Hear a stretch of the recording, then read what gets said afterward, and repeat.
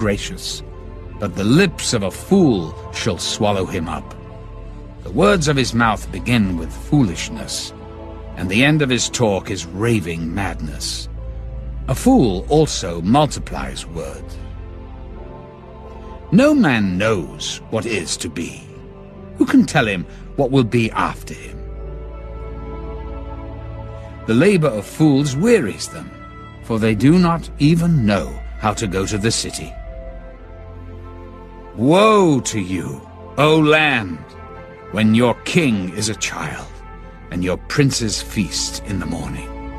Blessed are you, O land, when your king is the son of nobles, and your princes feast at the proper time, for strength and not for drunkenness. Because of laziness the building decays, and through idleness of hands the house leaks. A feast is made for laughter, and wine makes merry, but money answers everything. Do not curse the king, even in your thought. Do not curse the rich, even in your bedroom. For a bird of the air may carry your voice, and a bird in flight may tell the matter.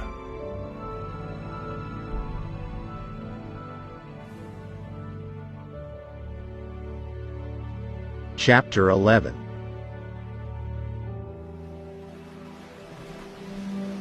Cast your bread upon the waters, for you will find it after many days. Give a serving to 7, and also to 8. For you do not know what evil will be on the earth. If the clouds are full of rain, they empty themselves upon the earth, and if a tree falls to the south or the north, in the place where the tree falls, there it shall lie. He who observes the wind will not sow, and he who regards the clouds will not reap. As you do not know what is the way of the wind, or how the bones grow in the womb of her who is with child, so you do not know the works of God, who makes everything. In the morning sow your seed, and in the evening do not withhold your hand, for you do not know which will prosper, either this or that, or whether both alike will be good. Truly, the light is sweet, and it is pleasant for the eyes to behold the sun. But if a man lives many years, and rejoices in them all, yet let him remember the days of darkness, for there will be many. All that is coming is vanity. Rejoice, O young man, in your youth, and let your heart cheer you in the days of your youth. Walk in the ways of your heart, and in the sight of your eyes, but know that for all these, God will bring you into judgment. Therefore remove sorrow from your heart, and put away evil from your flesh, for childhood and youth are vanity.